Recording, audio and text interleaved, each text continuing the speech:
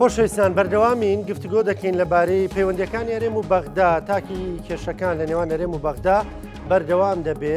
و بەردەوامی چوونی و مۆفدانە کەی کۆتایی پێدێ وەیتر خەڵک هەموو مانگە چاوەڕێ نەکا وەفدێک لارێمەوە بچێتە بەغدا بووی کە موچەی مانگەکەی بۆ زامن بکە ئەگەر بتوانێت زامنیشی بکە گفتوگۆین بابەتانە دەکەین لەگەڵ زۆر بەڕێز مامۆستا ئەحمەدی حاجە ڕەشید ئەندامی خولی پێشووی ئەنجومەنی نوێنەرانی عێراق مامۆستا سڵاو لێبێ بەخێراتی سەرچاو لە کوردیەکانیشی زۆر جوانە سپاس دەکەم بەخێراتی سپاس دەکەم مامۆستا گیان مامۆستا ئەم کێشانە بۆ بەردەوامن یعنی هەرێمی کوردستان دەڵێ بەغدا غەدرمان لێکە بەغدا بۆ غەدەر لە هەرێمەکە چێشێکی لەگەڵ ئێمەدا هەیە بەناوی خۆی بەخشندەی میهرەبان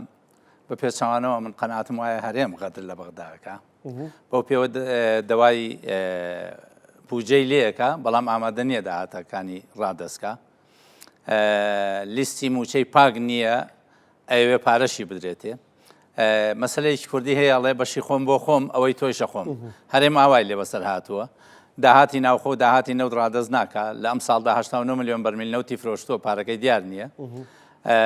نزیکەی 4 تریلیۆن و 350 میلیارد داهاتی ناوخۆی هەبووە جگە لە نەوت تەنها 960 میلیاردی دیارە کە ئەڵێ بەکارهێناوەتەوە بۆ موچە بە بڕوای من هەرێم غەدر لە بەغداکە بەوەی کەوا لە ماوەی ئەم ساڵە ئەگەر بەیاننامەکانی هەرێم تەماشاکەین ئەڵێ 10 تریلیۆن و 28 میلیارم بۆ هاتووە لە کاتێکە تەنها 399 میلیاردی ڕادستی بەغا کردووە ئەمانە هەمووی قانون دایناون کە قانونی ئیدارەی مالیە بێ داهاتەکان ڕادستکە بەڵام نایکە قەراری محکەمەی ئیتیحادی لە فەقرەی سێەمە ئەڵێ جەمیع ئیرادات ئەبێت تەسلیمکە ینی هەموو ئیرادا هەموو داهاتەکان تەسلیمکە هەرێم تەنها 399 میلیارد واتە 5 مانگی تەسلیم کردووە 5 مانگەکەش مانگی 79 میلیارد یا 80 میلیاردی تەسلیم کردووە لە کاتێکە 7 مانگی هەر بە قەراری خۆی لایە جگە لەوەی داهاتەکانی بە شێوەیەکی نیوە و ناچڵ ئایا ئەمە غەدرکردنی بەغدایە لە هەرێم خۆی نەوتی فرۆشتووە بایی چەندێک نەوتی فرۆشتووە دیار نییە بەڵام لە نەوتی بەسرات 10 تریلیۆن و 28 میلیاردی بواتوە ئەمە بە ئینساف و وجدانی چ کەسێکەوە هەرێم ئەو ئیدعایەکە کە بەغدا غەدری لێ مامۆستا بەمج لە کوردیانەوە دیفاع لە بەغداکەی ئەمە دیفاع لە ئینسافی لە واقعبینی واقعەکە وایە بەداخەوە یان دیفاعکردن یعنی با برادرانی هەرێم جواب عراقچێتی ئەمە بەمج لە کوردیەوە مامۆستا وەڵی من لەوەتی هەم مامەڵەم لەگەڵ ئەو دۆخا کردووە ئەو کاتێکەوە لە ئەنجومەنی پارێزگا بووم ئەو کاتەی لە بەغدا بووم تەعاملم لەگەڵ داتا و بەیانات کردووە داتا و بەیانات وا ئەڵێ فەرموو با برادرانی هەرێمی کوردستان بڵێن 89 میلیۆن بەرمیل نەوتمان فرۆشتووە ئەو پارەکەی ئاوامان لێ کردووە فەرموو خۆیان واژووی کۆنووسێکیان کردووە کە ماگانە 350 میلیارد 320 تا 350 میلیارد داهاتی ناوخۆیان دەسەکەوێ فەرموو بڵێن ئەوە داهاتەکەی ئاوامان لێ کردووە داهاتی نەوت و داهاتی ناوخۆونن فەرموو بڵێن بە فڵان فەقەرە ئێمە ئەو داهاتەمان ئاوا لێ کردووە فەرموو بڵێن لە ناو بودجەی هەرێمی کوردستانە کە لە 2013 بودجیان نیە تا 2025 ئەوە بەیاناتەوە ئەوە قەوانینە اینجا ئیتر بەجلی کوردیوە ئەو حەقیقەتە بڵێن بە جلی ئەفەنیوە بیڵێن یاخود بەکەوە سەڵتەوە بیڵێن حەقیقەت بریتە لە داتا و بەیاناتی هەرێمی کوردستان وا ئەڵێ کە عێراق 10 تریلیۆن و 28 میلیاردی ناردووە عێراق خۆیڵێ 11 تریلیۆن و 576 میلیاردم ناردووە هەرێمی کوردستان تەنها 399 میلیاردی ناردووە ئەگەر بەغا غەدر لە هەرێمەکە ئەو مانگرتوانە کە ئێستا ئەوە وەزعیانە و لیانە برێ بۆ خەسخانە ئەو هەموو خەڵکەی ئەو هەموو موچە خۆرە 56 موچە کە دیار نییە سەرنوویشتی موچەی مانگی 12 کە عێراق ناردوێتی و هەرێم کەس نازانێت چی لێ کردووە ئەمانە کێ غەدری لە کێ کردووە ئەڵێ ضەرەبەنی فەبەکە سەبەقەنی وەشتەکە مەسەلێکی عەرەبی ئەڵێ لێی دام و دەستیشی کرد بە گریان و پێش من دەستی کردووە بە شەکواکردن هەرێم ئاوای بەسەراتوو باشە مامۆستا دەڵێی داتا و بەیانات واڵێ عێراق وڵاتی داتا و بەیاناتە عێراق بڕوات بۆیە عێراقی داتا و بەیانات عێراق کە موازنەی هەیە لە ناو موازنەکە داتا و بەیاناتی هەیە هەرێم موازنەی نییە عێراق کە ئەڵێ ئەوەندە نەوتم فرۆشتووە بەوەنە فرۆشتومە ئەوە پارەکەی لە CBI تووە دوای هاتوۆتە وەزارەتی دارایی ئەوە لە ناو چوارچەوەی موازنە ئەمە داتا و بەیاناتی عێراقە داتا هەموو پەرلەمانتارە کوردەکان ئەمایان لایە فەرموو پەرلەمانتارە کوردەکانی پەرلەمانی کوردستان ئەم داتا و بەیاناتانیان لایە نەخێر وەزیری دارایی بڕی فرۆشتنی نەوت و پارەکەی و چیلێکراوەی لایە لای چی؟ وەڵای جا ئەکرێت لە وەزیری دارایی هەرێم بپرسن بڵێن ئەرێ پارەی نەوت لەکوێ لە دنیا جواب نایەتەوە بیرمە و کاتێک کە بەڕێز وەزیری دارایی لە گۆڕان بوندیان و کۆبوونەوەکان لە ژوورە تاریکەکان ئاکرێ خەڵک ئاگای لێ نییە لە ڕقم و حساب و کتابکە خۆی وەزیرانی تۆ واز بێنە لە گۆڕان ئەوە گۆڕان جوابی ئێوە ناداتەوە بەس لە جێگری سەرۆکی ئەنجومەنی وەزیرانی خۆتان بپرسن بەڕێز کاقوبات بڵێن پارەی نەوت چی لێ دێکا قوبات 89 ملیۆن بەرمیل نەوت فرۆشراوە ئایا تۆ ئاگاداری ئەو پارەیە کێ فرۆشتوێتی چۆن فرۆشراوە بە چەند فرۆشراوە پارەکەی چۆن گەڕاوەتەوە وە چی لێکراوە ئایا کاقوبات معلوماتی ئەمەی لایە یا لەلایەن چەند کاقوبات بێتە بەرنامەکە بێگومان لێ پرس خوازیارم جواب بات بێگومان لێ پرسمە و پرسیاری بەڕێزت باشە مامۆسا ینی بەغدا جاری وایە خۆی بەیاننامە دەردەکات دەڵێەوە کێشەکان چارەسەر بوو موچەی فەرمانبەران دەرەکەین لە دەرەوەی کێشە سیاسیەکان ینی ئێستا ئەک پرسیاری منطقی بەغدا کێشەی لەگەڵ دەسەڵاتی هەرێما هەیە لەگەڵ یەکێتی پارتیە با وازاحتر قسە بکەین باشە ئێ بۆ سزای فەرمانبەرانەدا تۆ بۆ یەکێتی پێش پارتیە خەی منوتم یەکێتی پارت بۆی بزانی کە ئێمە ینی واقع قسە دەکەین ڕاستە باشە بەغدا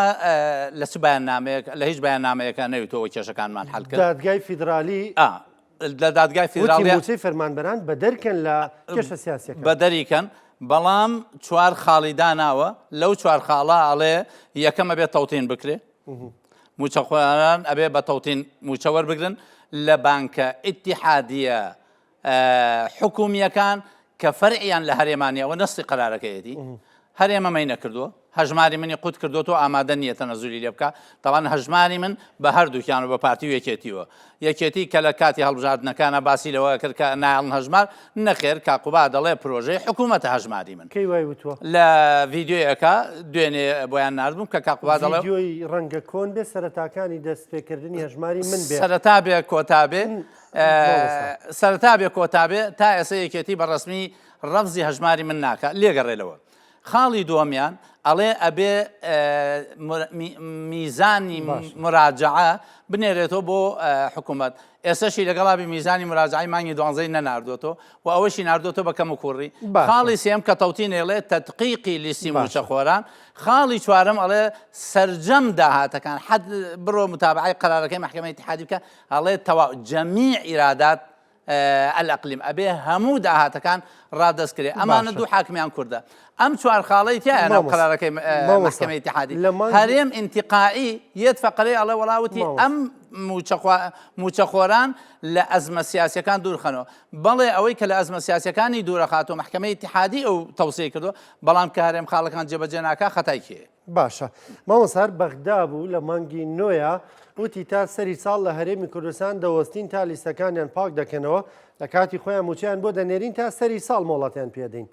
پێما بێر لەگەڵ بەڕش و کات بەرناممان کرد ینی کەچی بەغدا پابند نەبوو بۆ قسەی خۆشیەوە لە مانگی 11 دیسان گەرمۆکێشەی دروست کردەوە وتی لیستان پاک نییە خۆی لە کاتێکە مانگی نۆ وتی لێتانەوەستین تا سەری ساڵ مۆڵەت بێ ئەوە موچەی مانگی 12 کۆتایی پێ بغداد كوتي مانجي هش هالليست طبعا لبداية قرار محكمة اتحادي قرار محكمة اتحادي كدرسو وتيان لبروي توتين استفريانا كوي هريم با مان دو مان لسريك ببي توتين بي نيرين بو اوي هريم فرياب كوي بيانات استشو لآخر كوبنوا كديوني وبيريك راوا طيب سامي دواي جماري كودي او فرمان برانه كا لوزارتي دارایی دوايي نكن استش حكومتي هريم رازينيه کە ئەو داتا و بەیاناتە بە بۆیە عێراق گیری خواردۆ بەدەست حکوومەتی هەرێمەوە نەک ئەوەی سازشی کردبێ نەگەوەی کێشەی دروست کردبێ وتوێتی بەبێت تەوتین موچە نادەم کە هەرێم گەیشتە کە عێراق گەیشتە و قەناتەی هەرێم هەموو جارێ عەرقەلە دروستەکە بە ناچاری پارەی ناردۆ بۆ فەرمانبەرانی هەرێمی کوردستان ئەگینا عێراق ملزەم نەبووە لە خارجی ئەو چوارچەوە یاسایانەی کەوا قەرار ئەبوایە پارەی بناردایە بۆیە ئەوەی کە بەغدا نردوێتی پیاوەتی خۆی بووە بەسەر هەرێمەوە نەک ئەوەی کەوا ئەگەر شەرت و قەید و ئەومەدا پیاوەتیمان لەگەڵ دەکات بەتەکی ئێنایە لە نەوت بفرۆشین ئێنایە لە نەوت بفرۆشین یانی ئێستا ڕاگرت فرۆشتنی نەوتی ڕاگرتووە باشە نەوتی ڕاگرتوم من یەک نەخت پێش ئەسەوتم 89 ملیۆن بەرمیل نەوت فرۆشراوە لە ڕێگەی تەنکەرەوە کەس نازانێت ڕۆژانە ئێسەی 320 من باز داتای حکوومەتەکەم داتای حکوومەت خەڵک لە حکوومەتیدا حزبیدا داتای حکوومەت ئێسەش ئەڵێ ڕۆژانە نەوت فرۆشراوە بە تەنکەر و پارەکەی دراوە بە داناغاز و بە ئەو شەریکە ڕوسیەکە ڕۆزنەفت لە ئاخر کۆبوونەوە کە داوای سەرچاوەکەم مەکە چکە دوای یەکێتی عیبدارە بێ باشە یعنی تۆ پێ دوایە بەغدای سەمە پیاوەتیشمان لەگەڵدا دەکە ئەوە ناو بەناو چۆڕە پارە ئەنێرێ و ئێمە قاعدەیەکی شەرعیمانەیە ئەڵێ المؤمنون عند شروطهم إلا شرطا أحل حراما أو حرم حلالا قاعدەکە با بۆ بینێرانمان ئەڵێ ئیمانداران ئەبێ پابند من بەو شەرتانەی کە لە نێوانیانە مەگەر شەرتێک حرامێک حەڵالکە کە نابێ پابندی پێوە یا حەڵالێک حرامکە کە نابێ پابندی پێوە شەرتێکەیە لە بینی حکوومەتی هەرێم و حکوومەتی بەغدا باشە لە 2015 ئەڵێ في حالة عدم تسليم الإيرادات الاتحادية سيكون الطرف الآخر في حل عن التزامات مالية أو نفطية الله لهر كاتيكا هريمي كردستان يا هر كام لو دو طرفه التزامات خوي جيبجين نكد بەرامبەرەکەیشی ئازادە لەوەی التزامات جێبەجێ نەکات قانونی ئیداری مالی لە مادەی 29 ئەڵێ ئەبێ هەرێمی کوردستان داهاتەکان تەسلیم بکات قەراری محکەمەی ئیتیحادی ئەڵێ ئەبێ حکوومەتی هەرێم هەموو داهاتەکان تەسلیم بکات قانونی موازنە لە هەموو فەقەرەکانی ئەڵێ بێ هەرێم داهاتەکانی تەسلیم بکات کە هەرێم تەسلیمی ناکە ئەوە خەتای هەرێمە یا خەتای بەغدایە کە لە نەوتی بەسرە 10 تریلیۆن و 28 ملیار ئەنێرێ نەوتەکەی هەرێمیش ئەدزرێ ئەوە خەتای هەرێمە یا خەتای بەغدایە کەموچە با خاڵی سێمیشەوە کەموچە دێت مانگی دەمبیرە کەموچە دێت و ئەگاتە حسابی هەرێمی کوردستان دوای 20 ڕۆژ موچە دەنە فەرمانبەران تەنها بۆ ئەوەی زەحمەتی فەرمانبەران بن ئەوە خەتای حکوومەتی عێراق پارەی ناردووە یا خەتای هەرێمی کوردستانە کە تەوزیعی ناکات ئەوە خەتای حکوومەتی عێراقە کە پارەی ناردووە ئەبێ لێبڕینی خانەنشینی بکات هەرێمی کوردستان لێرە لێبڕینی خانەنشینەکەکە لێبڕینەکەی دیار نییە ئەوە خەتای عێراقە سندوقی خانەنشینی هەرێمی 1 دیناری تیان نییە یا خەتای حکوومەتی هەرێمە لێبڕینی کردو و پارەکەیشی خواردووە ئەوە خەتای حکوومەتی عێراقە قەرزی داوە لە ڕێگەی بانکەکانی TBA و ئەوانەی تر کە نزیکەی 2 تریلیۆن دیناری لە حکوومەتی هەرێمە یا هەرێمە دەستکاری پارەی 42 بانکی کردووە کە ئێسش نەیداونەتەوە مامۆسایەک پرسیار لەبارەی زت بکەم بەڵ دەڵی خەتای هەرێمە باشە بەتاکیت خانەنشینێک بەتەمەنێک نەخوێندەوارێک کە فەرمانبەر بێ بۆ نمونە خانەنشین بێ باخەوان بێ ئەنی ئەمە چوزانێ میزان مراجعە چییە هەرێم نەی ناردووە کە ئەم موچەکەی بۆ نایە ینی گوناحی ئەم چییە؟ هیچ گوناحێکی نییە تەنها گوناحەکەی ئەوەیە کە ئەم دوو پارتە دەسەڵاتدارە بوونەتە مۆتەکە بەسەر ئەم فەرمانبەرانەوە بۆیە مافی ئەو فەرمانبەرە لای ئەم دوو حیزبە حوکمڕانن لای ئەو بەشداربووانەی دەسەڵاتی سیاسی عێراقی نین هاوڵاتی عێراقین عێراق عێراقی تۆ دەڵێەوە بابا عێراق پارەی بۆ ناردوون پارەکەی یاوەتە دەستێکی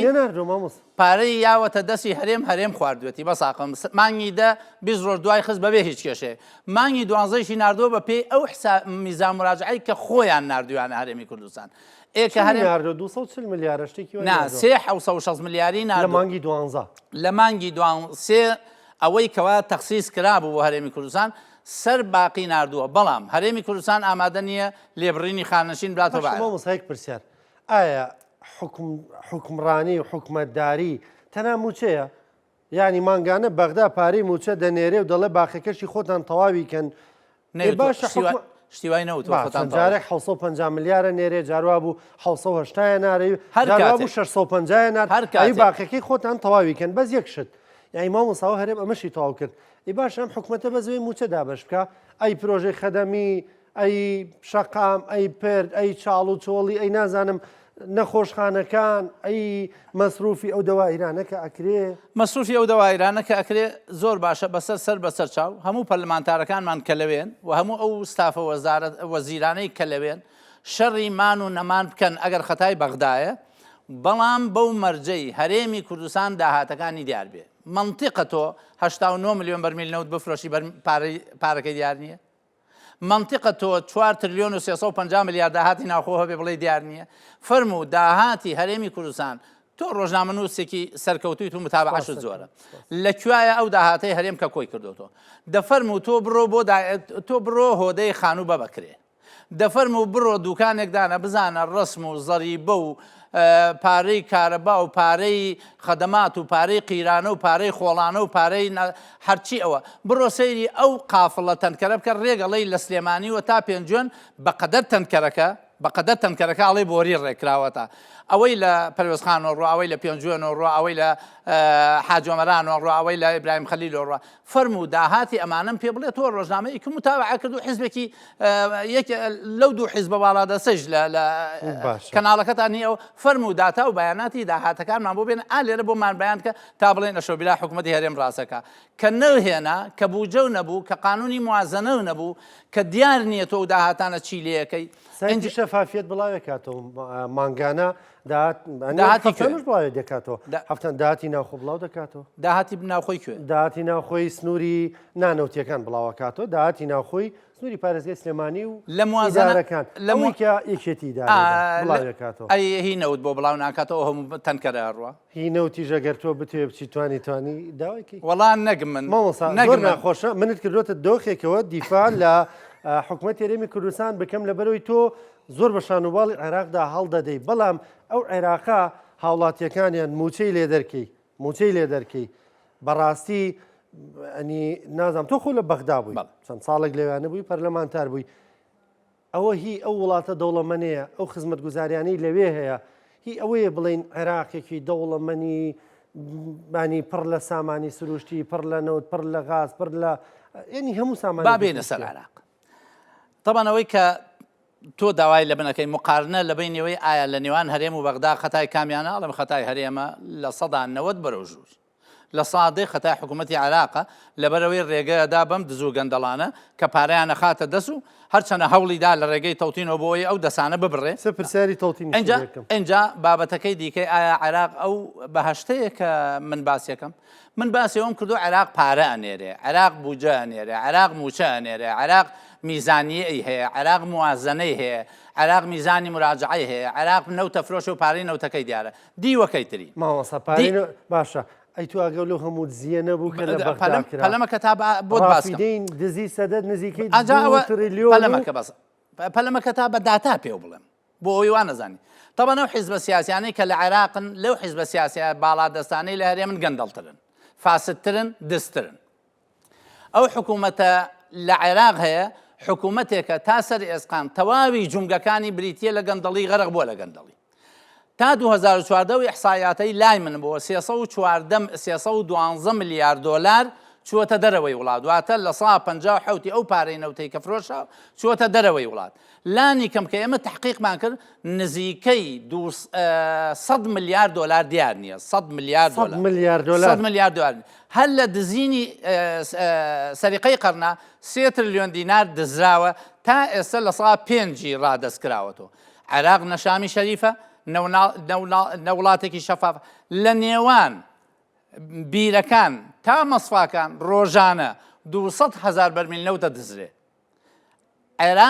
عێراقە میلیشیا حکومی کردووە عێراقێکی فاسدە عێراقێکی گەندەڵە بەڵام کاتێک گەدەی مقارنەی هەرێم و بەغدام لێ پرسی ئەڵێم بەغدا ئەمانەی کردووە بەرامبەر بە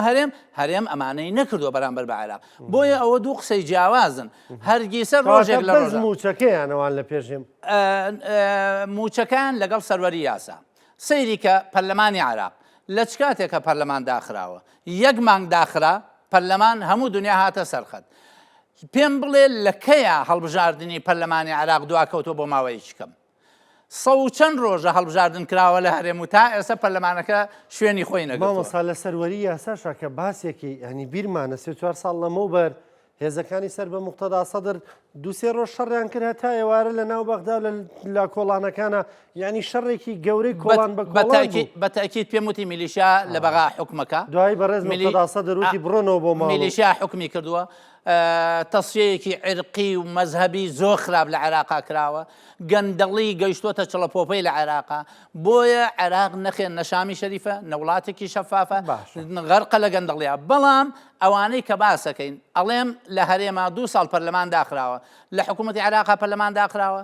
چەندێک پەرلەمان و هەڵبژاردنەکان ئەنجومەنی پارێزگاکان لە 2005 هەڵبژاردن کرا، لە 2014 بۆی کرایەوە، لە 2014 کراوە تا 2024 نەکراوە. لە عێراقا ئێستا دەورەی شەشەمی ئەنجومەنی پارێزگاکانە. پەرلەمانەکەی من و تۆ 2 ساڵ داخرا، پارتی یەک قوفڵیا لە دەرگا و سەرۆکی پەرلەمانی ناردۆ بۆ ماڵۆ، وەزیرەکانی گۆڕانی ناردۆ بۆ ماڵۆ،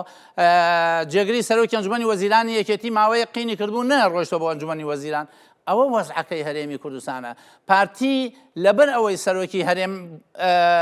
2 جار بۆی درێژ کرایە لانیکەم، جاری سێم پەرلەمانی لەسەر داخست. ئایا سەروەری یاسا بە مقارنە، یعنی ناڵم عێراق هەموو شتێکی وەکو چرکەی سەعاتە ڕوا، بەڵام سەیری پەرلەمانەکانمان کە سەیری دەسەڵاتی قەزایی بکە. دەسەڵاتی قەزایی پارتی قەناعەتی هەیە بە قەراراتی قەزایی منطقەی هەولێر، پارتی قەناعەتی بە قەراراتی قەزایی منطقەی سلێمانی هەیە لە کاتی حەڤەی شوباتە. پارتی من قەناعەتم بە بڕیارەکانی دادگا نییە لە هەولێر کادرێ، پارتیش ئەوی من قەناعەتم بە بڕیارەکانی دادگا نییە لە سلێمانی دێ. کەواتە ئەم دوو حیزبە هێزەکانی حەفتانە لێو تێکچوو لە هەموو یاروتی پارتی بەڵسا سیرکە پارتی نییە. بۆیە هەمیشە ڕاستەمە کەناڵێکە و یەکێتی سەرپەرشتەکە پێم خۆش نییەوە بڵم، بەڵام حکوومەت لایکێ تاوانباری ئەساسی ئەوەیە. بە دەرەجەی یەکەم خەتای پارتیە، بە دەرەجەی دووەم خەتایەکێتێ، بە دەرەجەی سێم خەتای ئەو وەزیران بزوتنەوەی گۆڕانە کە حکوومەتیان پێگەێناوە. خەتای کۆمەڵ و یەکگرتو نییە خوانی کۆمەڵ کاتێک ئەو کاتێک کە لە حکوومەتا بووە تەحملی ئەو مەسئولیەتەیە کاکە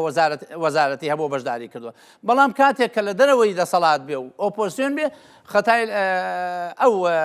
قاچاقچێتی مەرزەکانەکە، ئەو نەوتەفرۆشێ بە ئەو خۆپیشاندەری کوشتووە، کۆمەڵ و یەکگرتووی فەقیر ڕۆژنامە نووسیان سژن کردووە بە تاپڕێکی 6 ساڵەمە و پێشوە بۆڵی فەقیر لەبەرەوەی هیچ دەسەڵاتێکیان نییە. کۆمەڵ و یەکگرتو کامەیە دەسەڵاتەکان لە چوارچەوەی خۆیان هەیەە بەشداربوون لە حکوومەت. لەو کاتێک کە بەشدار بوون بە ئەندازەی یەک وەزیر یا دوو وەزیر تەحملی مەسئولیەتەکان. بەڵام مسببی ئەساسی ئەم دۆخە پارتیە بە دەرجەیەکەم، یەکێتی بە دەرجەی دووەم. مامۆستا عێراق بۆ تەوتین ناکە؟ داوای داتا و بەیاناتەکە پێ دوایە عێراق جدیە لە تەوتین، ئەگەر بێوە تەوتین کە ئاوا چاوەڕێیەکە هەرێم کۆدی بۆ بنێرێ تەوتین بۆ کێیەکە ئەگەر عێراق بۆ فەرمانبەران هێرێمی کوردستان زۆر باشە. لە دوو ڕۆژی ڕابردوودا نێو کۆبوونەوەکە نەوتراوە سلێمانی داوای کرۆ لەقی بانکی ڕەشید و ڕافیدین بکەنەوە لە سلێمانی. هەرێمی کوردستان و توێتی من داتان نانێ هەرێم نا هەڵبەتە ئەو بەشەی کە لە ئەندامان ئەمین عامی مەجلیسی وزەرایە کە ئەوەیڵێ یعنی پارتی ڕازی نییە بۆ معلومات نانا باسی بانکی ڕافیدەی نەکرد.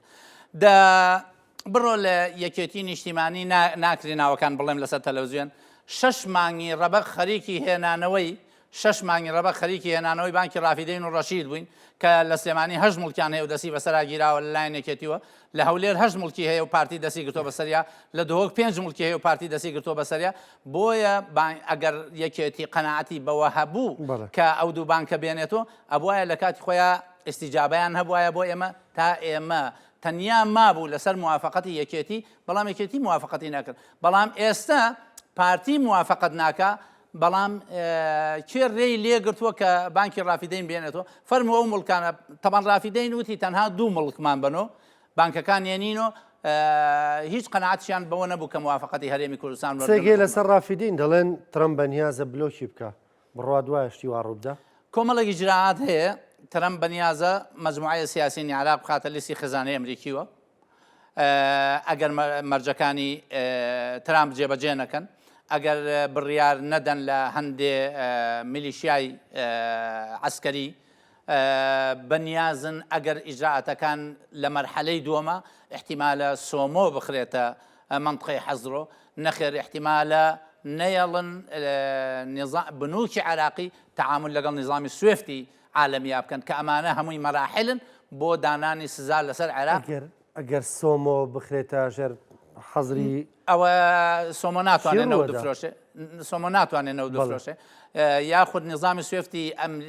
عالەمی ناتوانێت و پارانەی کەنەوتی پێفرۆشێگەڕێتەوە ئای چی ڕووەدا؟ ئەمە ئەو مەرحەلانەیە کەوا سزاکان لەسەر عراق تونەکرێتەوە بەڵام قەنەعاتم وایە طبعا زۆر کەس باز لەوەکان نظامی سیاسی لە عێراقا گۆڕێ مستحیل لە نظامی سیاسی لە عێراقا بگۆڕێ بەڵام بە ئیجراعات عێراق یەنەوە ئەو دۆخەی کە لەوە پێشهەی بووە یا ئەیەنەوە ئەو دۆخەی کە عاقلانە مامەڵە بکات لەگەڵ نظامی دەولیە. باشە مامۆسا ینی زۆر باسی ئەوەدانەمان کرد کە تۆ لە بەغدا بووی تەیف سامیە و کاتە هێشتا پێم وابێ مدیرعامی موازنە بوو دوای بوو بە وەکیل وەزیر. تعاملی چۆنە؟ تەیف سامی کەسێکی مەسلەکیە لای ئەو یەک و یەکە کاتە دوو.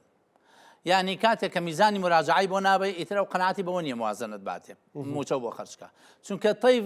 یەکەم سەر بە هێزێکی سیاسی نییە هێزێکی سیاسی لە پشتی نییە کاتی خۆشی سوودانی بۆیە تەیفی داناوە بۆی خۆی وەزیری دارایی بێ